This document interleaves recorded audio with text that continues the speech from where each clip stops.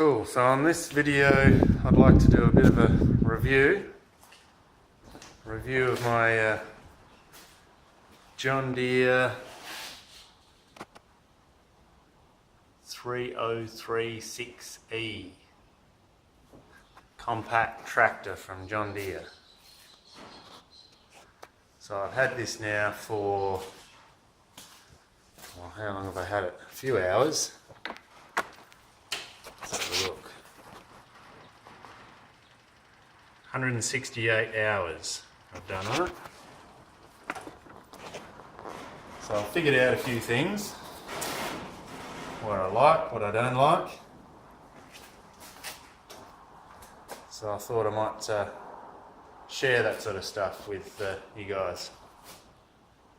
You know, if you're thinking about getting one of these, or you're looking to try and decide what sort of tractor you want to get, what sort of compact tractor.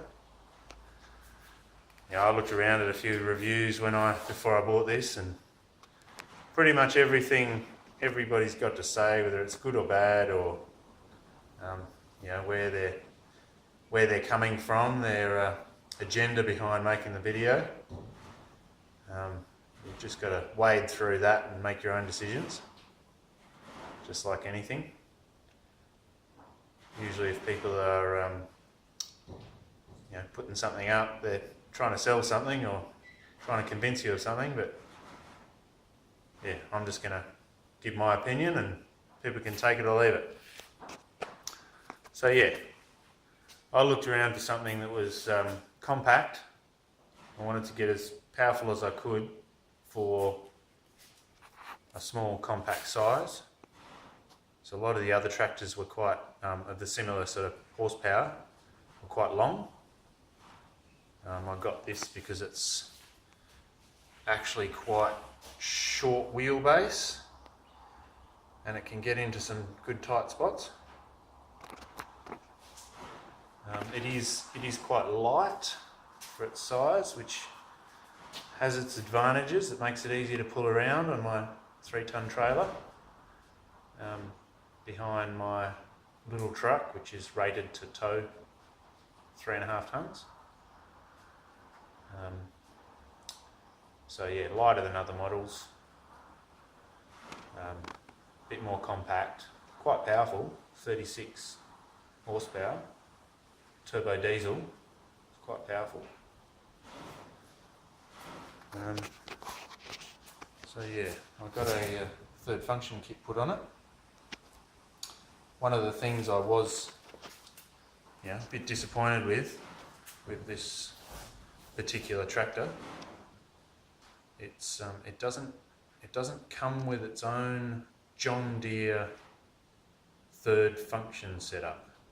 They make it for the other models, the R models, like a 33R I think is the equivalent, and that comes with a factory third function kit, but this one didn't, so I had to put an aftermarket electric diverter valve third function, which works quite well. Just a little wire, button here, button left, right. So it doesn't work independently of the crowd function. You actually have to, you can only open and close the grapple on the third function when you're not using anything else, which is a bit different to the Bobcats, where you can sort of use multiple functions at once because it's actually a true third function. But you get used to that. Get used to just learning how to use it. But yeah, anything that's a bit aftermarket, I think you can have issues where it's not made by the factory, so it's not sort of tractor specific. It's a bit of an aftermarket kit that can fit on lots of different tractors. So when they make something that's factory made for that tractor, third function setup, it's going to be perfectly suited. Factory always does it best. Just like, I looked at other ones of these tractors that had a, you could buy the tractor and then they could put on a loader setup made by another loader company that had their own third function kit in the loader setup. You know, they had ones that were sort of self-leveling bucket.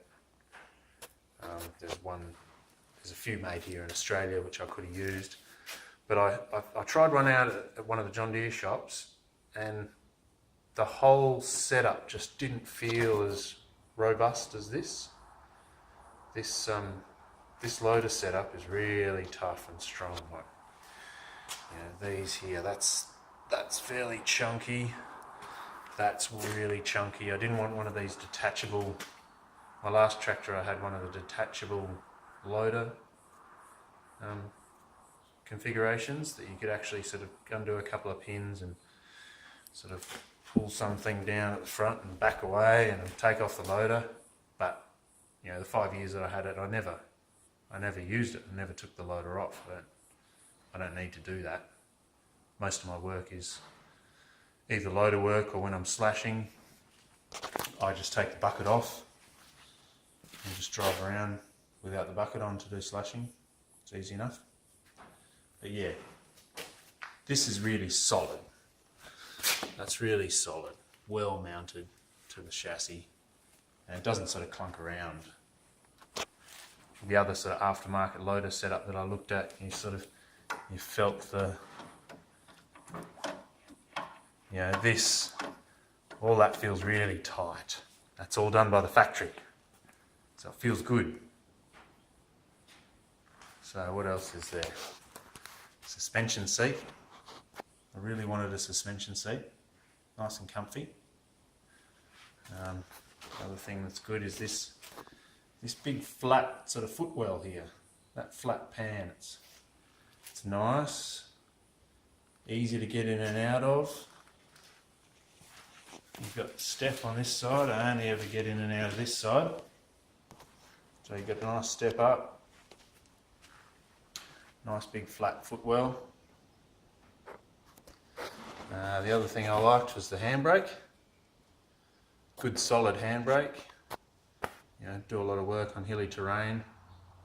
I like to yank the handbrake on and have it actually work, you know, confidence it's going to work. What else? The foot brake. Yeah, one of the things not too keen on.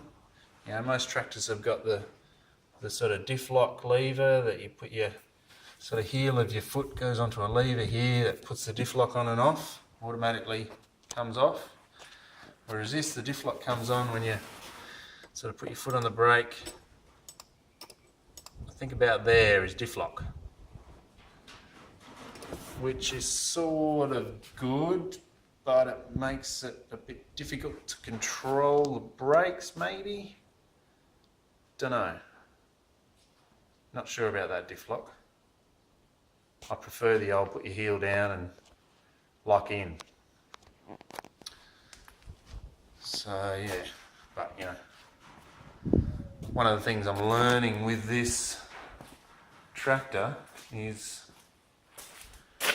the E in 3036E stands for economy. So this isn't a top of the range model. It's an economy model. So some of the things you get in the tricked out ones, the R version, the high spec ones, you don't get in this. You know, like the diff lock, like the factory third function kit. You know, admittedly equivalent size tractor in this one, equivalent to this in the R premium model, is another 10 grand more expensive. So, you know, life is about compromise.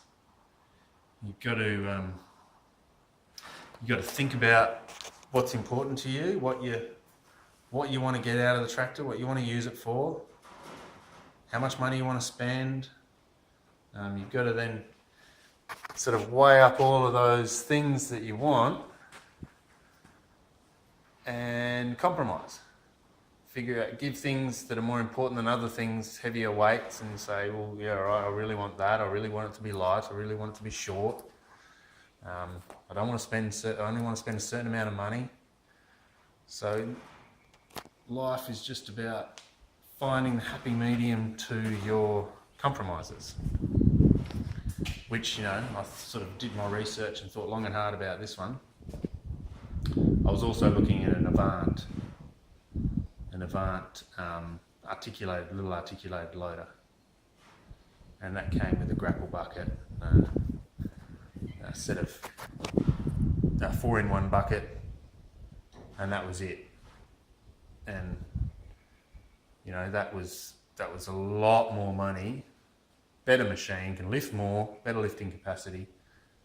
Whether it's more manoeuvrable or not, I don't know. This is pretty manoeuvrable. I can go some crazy places with this and get into some tight spots. But you know, for the same price that I would have paid for an Avant, I bought this, the Grapple Bucket, third function kit, a trailer to carry it around in, and pretty much a new truck to pull it with, all for a similar price. So it was a bit of a no-brainer. I had to compromise on the amount that I could lift. This will only lift 500 kilos, just under 500 with this Grapple Bucket on, because the Grapple Bucket's heavy, but I can lift more with the forks on. So, you know, you've got to compromise, you've got to figure out what you want to do, and then make your decision. What else? So one of the things I noticed on this, which I had on my old tractor, was those little guards that you get around the valve. Little welded on, about that long, valve guards, which I don't have. And I try to be really careful when I'm, you know, working in sticky brush, that I don't drive over a stick and just rip one of these valves off. Yeah, another thing I think that comes from the economy. E for economy. What else? This rollover protection. When I got the tractor, I sort of folded that down and just looked at it and went, oh, that looks a bit silly. Don't know if I like that. But then, yeah, as soon as, you know, my last tractor, this thing folded down to about that sort of an angle. And it did, it looked really cool. It had a good line. But yeah, the amount of times when I was putting the slasher on the back whenever you're changing an implement on the 3-point linkage, geez, the amount of times I banged my head on that bar. But this one, it's all nice and clear. You can go in, do your work, put your implement on, and not smack your head on that. So yeah, I've really grown to like it. What else is good? PTO button, on, off, simple. That's the way to do it. No putting your foot on the clutch. PTO engage, you just go, you run out the end of a row when you're slashing, pop the PTO off, lift it up, turn around, PTO back on. Works well. Hydrostatic.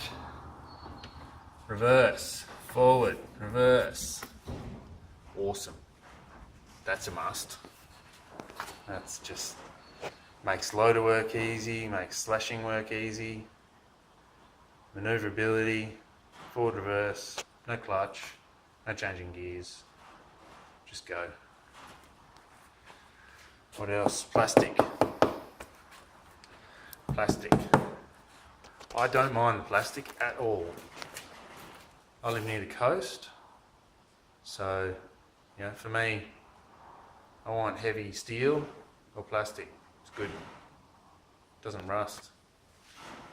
You get nicks and dents. It doesn't rust. One thing I've got a bit of an issue with, I don't know if you can see in there, somewhere in there is where you check the oil. Man, is it hard to get in there and check it? That's a bit silly. It's fine if you, for the models that don't have a loader on them, but as soon as you put the loader on, makes it inaccessible. Cool, so one thing I was happy about with this, if you can focus,